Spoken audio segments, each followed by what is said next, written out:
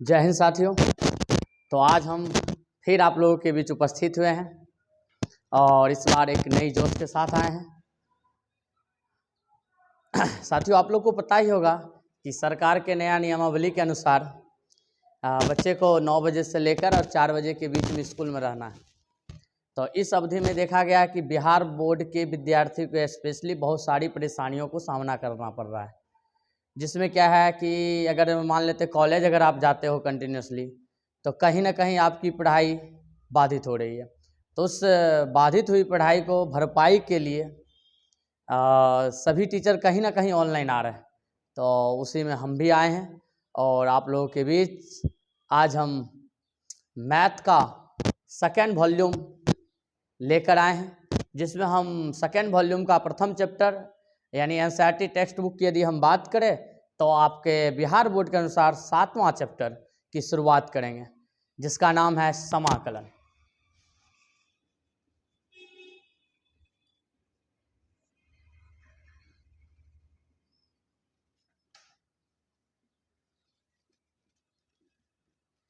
समाकलन को अंग्रेजी में कहते हैं इंटीग्रेशन।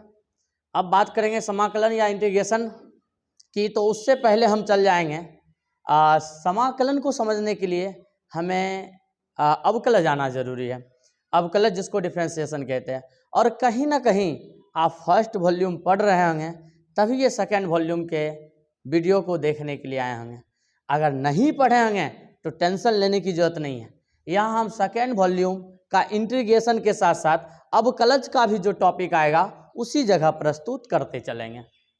तो चलते हैं और शुरुआत करते हैं।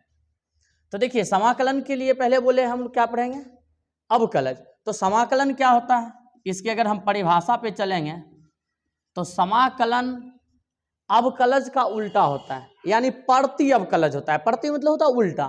तो प्रति अवकलज को ही हम लोग क्या बोलते हैं, समाकलन। या अवकलज के उल्टा को ही क्या बोलते हैं, समाकलन। यानी समाकलन का अर्थ होता है प्रति अवकलज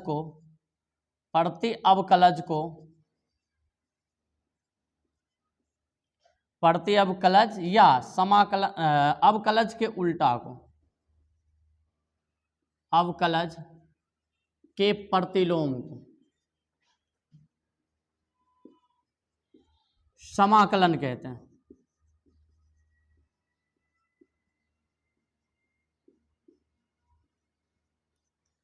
साथियों ध्यान दीजिएगा, तो अवकलज के जो विलोम होते हैं, प्रतिलोम होते हैं या उल्टा होते हैं, उसको हम लोग क्या बोलते हैं, समाकलन। अवकलज के प्रतिलोम को समाकलन।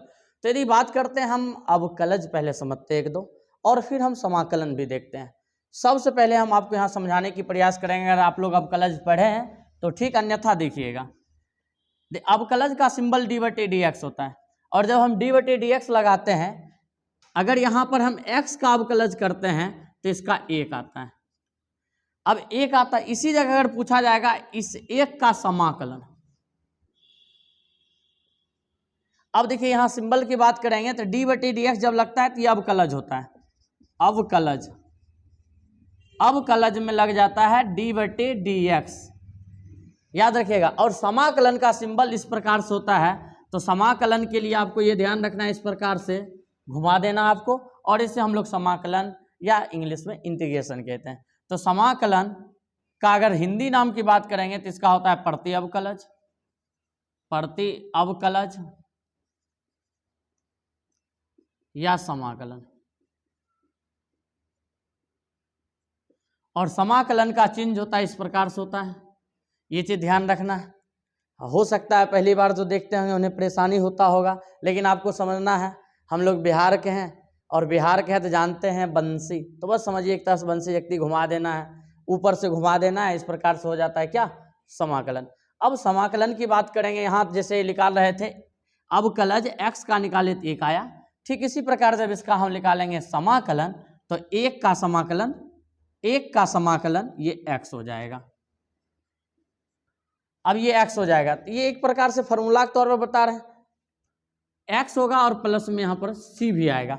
अब ये c क्यों आया, तो इसके लिए सिंपल सी बात है, आपको बताएंगे। समाकलन 2 प्रकार के होते हैं, एक निश्चित समाकलन होता है, दूसरा अनिश्चित समाकलन होता है। तो निश्चित समाकलन क्या होता है कि निश्चित समाकलन में हम लोग जानते हैं कि वैसा समाकलन जिसका मान जो है वास्तविक संख्या होता है। वास्तविक संख्या यानी अचर संख्या होता है, जिसका मान बदलता नहीं, कोई भी संख्या में आ जाता है, 2, 4, 5, 10, 20 कुछ भी फिक्स मान आ जाता है, तो उसको हम लोग कहते हैं क्या, निश्चित समाकलन। और निश्चित समाकलन में सी का ये अचर पद बिल्कुल नहीं होता है। लेकिन जब हम अनिश्चित समाकलन पढ़ेंगे तो ये इसका मान कभी भी वास्तविक संख्या नहीं आता है और इसमें हमेशा ये सी का अचर पद स्थिर होता है। अब बात करेंगे इसमें, इस जगह हम देख रहे थे फॉर्मूला। अब आगे अगर बढ़ाएंगे,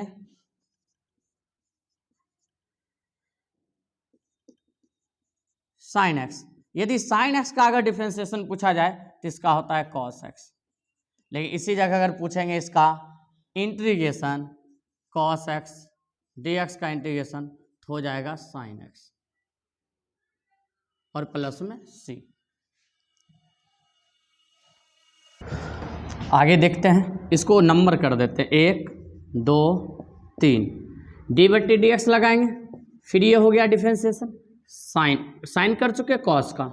यदि कॉस का डिफरेंशिएशन अगर देखा जाए तो इसका होता है माइनस साइन एक्स। याद रखिएगा, जब भी सी लगा हुआ चीज रहे और उसका अगर डिफरेंशिएशन कहे तो उसका जब भी होता है माइनस में होता है। उसके बाद बात करते हैं अगर इसी जगह इस साइन का साइन एक्स और डी एक्स लगाकर, याद रखिए इंटीग्रेशन में भी तुरंत बोले थे आपको कि सिंबल तो इंटीग्रेशन का ये होता है, लेकिन इंटीग्रेशन लगाने के लिए जिस प्रकार से डी बटा में डी एक्स देते हैं डिफरेंशिएशन में, उसी प्रकार इंटीग्रेशन की बात करेंगे तो गुना में डी एक्स आ जाता है, क्योंकि डिफरेंशिएशन का उल्टा क्या होता है, इंटीग्रेशन। तो इसलिए डिफरेंशिएशन में बटा यानी भाग में, इंटीग्रेशन में गुना, याद रखिएगा, जो कि उसके उल्टा होता है। तब साइन एक्स डी एक्स अगर लगा दिया जाए, साइन एक्स का डी एक्स और ये सिंबल लगाकर क्या पूछा जा रहा है, इंटीग्रेशन यानी कि प्रति अवकलन या समाकलन। तो ऐसी स्थिति में इसका क्या हो जाएगा, साइन का माइनस कॉस एक्स प्लस सी। फिर इसी प्रकार से अगर बात करेंगे, ये आगे बढ़ेगा, फॉर्मूला जितना भी है मेरे पास में है और यहाँ देखकर नोट करते हैं और आप लोग भी नोट कीजिए।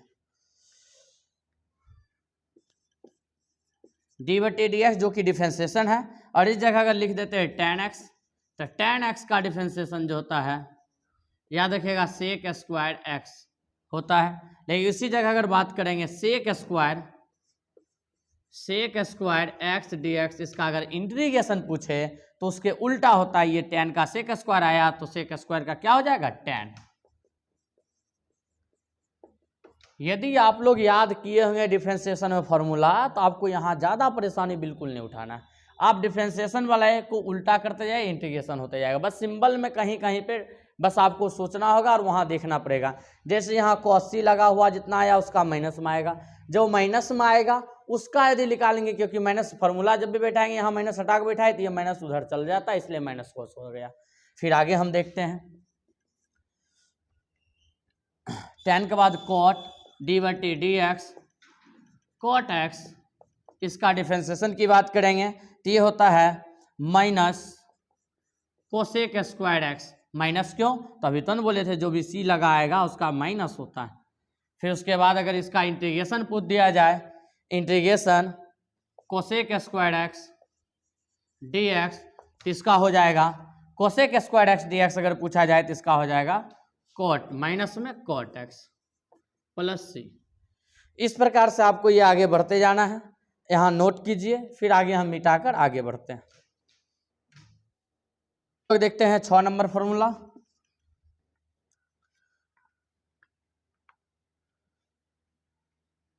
D by d x sec x, sec x का अवकलज जो हो जाएगा ये सेक इंटू टेन होता है। इसी जगह अगर इसके उल्टा समाकलन पूछ दे, sec into tan x, sec x into tan x d x लगाकर, तो इसका हो जाएगा वही उल्टा सेक एक्स प्लस सी। अचर पद याद रखिएगा यहाँ आ रहा है। फिर उसी प्रकार से अगर बात करेंगे 7 number, D by d x cosec x. अभी तुरंत बोले थे आप लोग को जो भी सी लगाएगा उसका आंसर माइनस में, तो माइनस में। उसके बाद कोसेक है, कोसेक का cosec x into cot x. फिर अगर इसी का अगर निकालेंगे तो इधर प्लस में लेके निकाल रहे हैं, cosec x into cot x d x लगा रहे हैं समाकलन के लिए। ये माइनस बचा है तो पहले माइनस आ जाएगा, और ये किसका निकला था, कोसेक का, तो यहाँ आ जाएगा कोसेक एक्स प्लस सी। इस प्रकार से इसमें आगे बढ़ना है। जो सबसे ज़्यादा प्रयोग होने वाला इसमें फॉर्मूला है, जिसे हम प्रथम स्थान देते हैं, उसको जानबूझकर रखे हैं, अब उसे हम लिख रहे हैं। ये ज़्यादा भी आया है क्योंकि मैक्सिमम जगह ये लगता ही लगता है। डिफ्रेंसिएशन में बात करेंगे डी बटी डी एक्स, यदि x power 1 x power n+1 बटा में यदि इसका पूछा जाए तो याद रखिएगा इसका हो जाता है x पावर n। अब x पावर n आता है। अब ये अगर कैसे आता है, डिफरेंशिएशन को थोड़ा सा इसे हल करके बगल में दिखा रहे हैं, ये कैसे आ रहा है।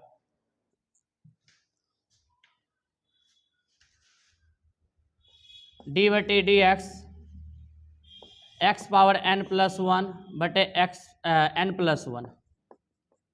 अब देखिए इसका अगर डिफरेंशिएशन है तो डिफरेंशिएशन में पढ़े थे जो अचर पद होता है बाहर आ जाता है, 1/n+1 ये बाहर आ गया। निकालना क्या है, डी बटी डी एक्स और x पावर n+1।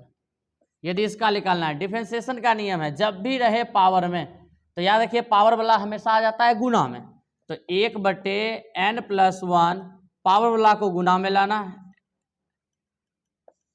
n+1 गुना में ला दिया और पावर में एक घट जाता है, याद रखिएगा। तो हो गया, अब क्या बच गया x। अब डिफरेंशिएशन कर रहे हैं, D by d x remove हो रहा है तो ये बच गया x, पावर में है n+1 और -1 घट जाएगा। फिर से सुनिएगा, जब भी किसी चीज का डिफरेंशिएशन करेंगे तो जो भी अचर पद रहता है उसके साथ गुणाम हो भाग में बाहर आ जाता है। तो जैसे n+1 था, ऊपर को 1/n+1 को हम बाहर खींच दिए। जब इसे बाहर खींच दिए सिर्फ बच गया था x के पावर n+1।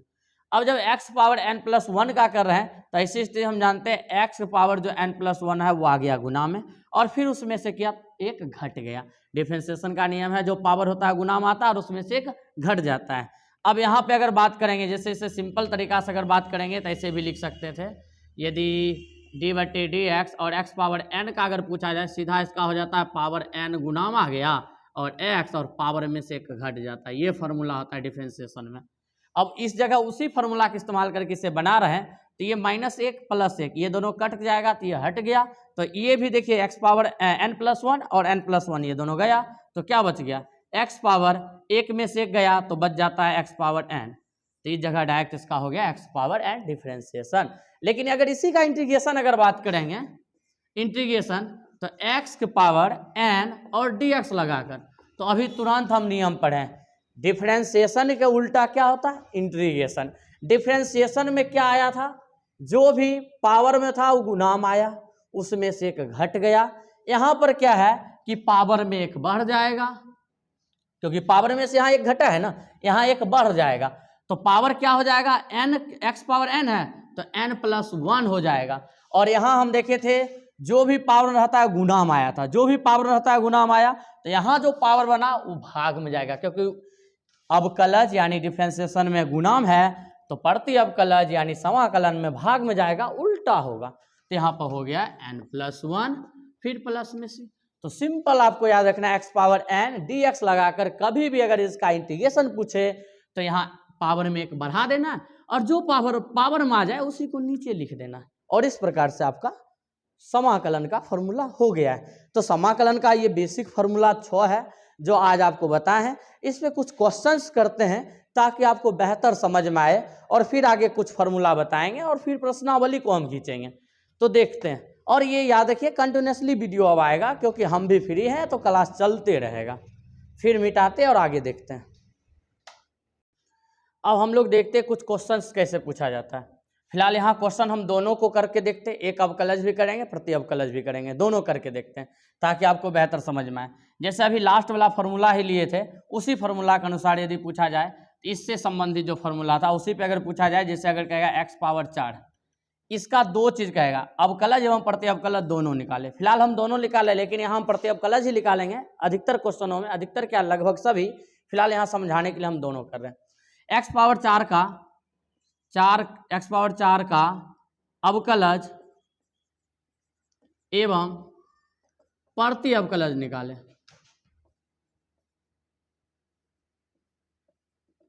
अगर ऐसा क्वेश्चन आ गया तो याद रखिएगा, अवकलज प्रति अवकलज निकालने के लिए, अवकलज निकालने के लिए डी बटे डी एक्स लगता है। तो पहले हम अवकलज निकालते हैं, डी बटे डी एक्स, फिर से लिख दे रहे हैं, डी बटे डी एक्स और x पावर 4। अभी तुरंत हम नियम पढ़े हैं ऊपर में ही, जब पावर में कुछ भी हो तो वह गुणाम आता है। और फिर उसके बाद देखे थे पावर में एक घट जाता है, पावर कितना है 4, 4 में से घट गया तो क्या बच गया 4x पावर 3। ये हो गया इसका क्या, ये इसका हो गया डिफरेंशिएशन, जिसको हम लोग कहते हैं अवकलज। अगर बात करेंगे इसी जगह, ये तो अवकलज हुआ, अब इस जगह इसका निकालते हैं प्रति अवकलज। तो प्रति अवकलज इसी का निकालते हैं, x पावर 4 dx, ये सिंबल है समाकलन का, dx समाकलन में लग जाता है। जब इसका समाकलन निकालेंगे, समाकलन में पढ़े हैं कि जो भी पावर रहता है पावर में एक बढ़ जाता है, पावर में एक बढ़ जाएगा तो x power 4 plus 1, x power 4 plus 1 एक बढ़ गया और वही बटा में आ जाता है 4 प्लस 1, और अचर पद एक c आ जाता है क्योंकि ये अनिश्चित समाकलन है। अगर फिर आगे देखेंगे x पावर हो गया 5 बटे 5 प्लस c, इसको अगर सही से लिखना चाहें 1 बटे 5 x पावर 5 प्लस c। अब फिर मन में आता होगा सर इसी का किए, याद रखिएगा इसका किए हैं, दोनों जगह समाकलन तो एक दूसरे को उल्टाने हैं, लेकिन यहाँ गलत आप सोच रहे हैं, क्योंकि अभी हम पढ़े हैं अवकलज जो करके आएगा उसका यदि करेंगे तो याद रखिए फिर वही आ जाता है। तो यानी कहने का मतलब क्या है, x पावर 4 का अवकलज जो आया 4 x पावर q, अगर इसका समाकलन करेंगे तो फिर यही आ जाएगा। लेकिन यहाँ इसका समाकलन नहीं करके इसी का समाकलन किए, दोनों आपको समझाने के लिए। तो x पावर 4 का जब समाकलन करेंगे तो समाकलन का नियम कहता है पावर में एक बढ़ाइए, जो पावर आया उसको बटा कीजिए।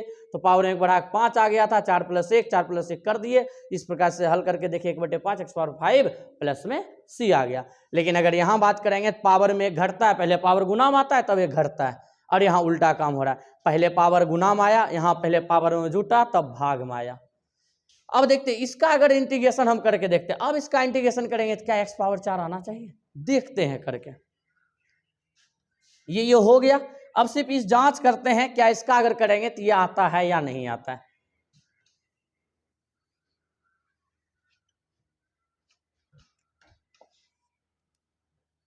समाकलन 4x पावर q dx, इसमें भी याद रखिएगा एक फॉर्मूला यहाँ पर जो कि नहीं लिखा गया, यहाँ देख लीजिएगा 8 नंबर में वह फॉर्मूला हो जाएगा।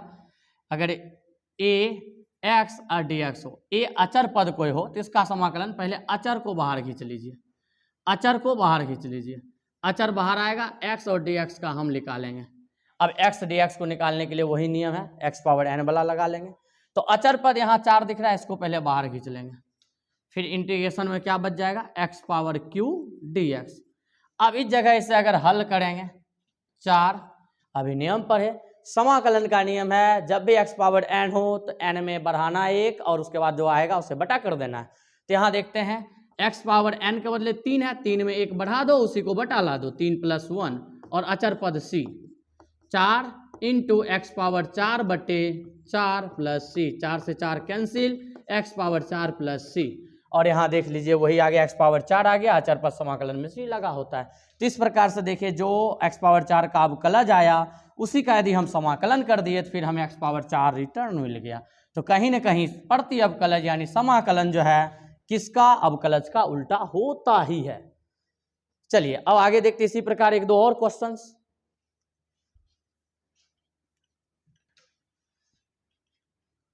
पहले ये आपको बता रहे हैं ताकि आप बेहतर तरीका से समझ सकें किस प्रकार से बनाया जाता है।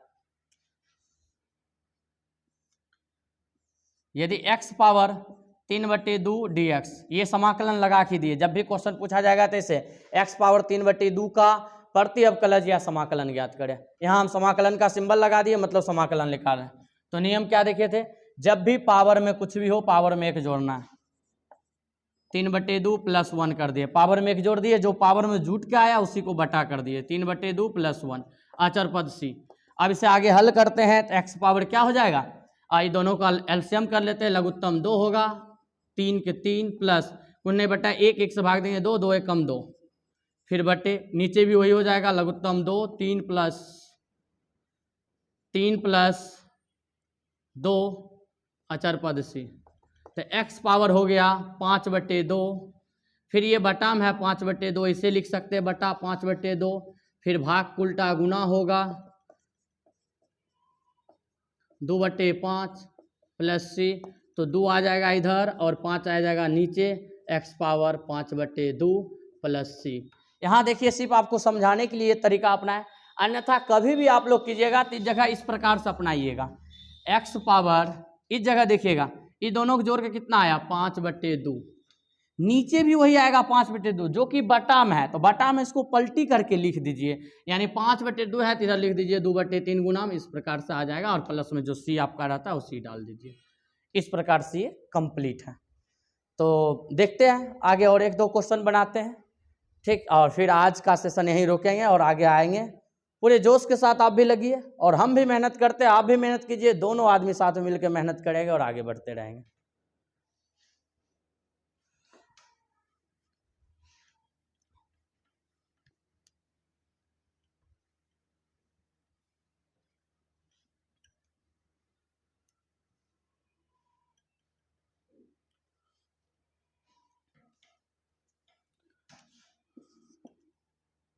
क्वेश्चन है साइन 5x dx, 5x का अवकलज नहीं का समाकलन, समाकलन या प्रति अवकलज,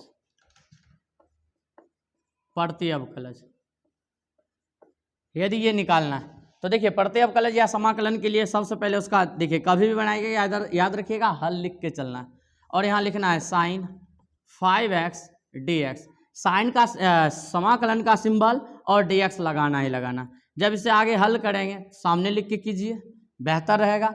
साइन का क्या होता है, अभी तुरंत हम पढ़ के गए थे, साइन का जो इसका जो फॉर्मूला होता है, तो साइन x dx का जो फॉर्मूला होता है ये cos x प्लस सी होता है। तो यहाँ सबसे पहले इसका फॉर्मूला लगा देंगे, साइन का क्या हो जाएगा cos, और याद रखिए जो थीटा के तौर पे पहले रहता था x, तो डायरेक्ट लिख दिए x, लेकिन अगर इसके तौर पे अगर यहाँ जो भी लगा देंगे वो साथ में रहेगा, तो यहाँ लग गया 5, अगर लग गया 5 तो यहाँ भी आ जाएगा 5x, लेकिन याद रखिएगा ये अभी कंप्लीट नहीं हुआ, अभी सिर्फ साइन का हुआ, सिर्फ साइन का हुआ, बचल क्या 5x।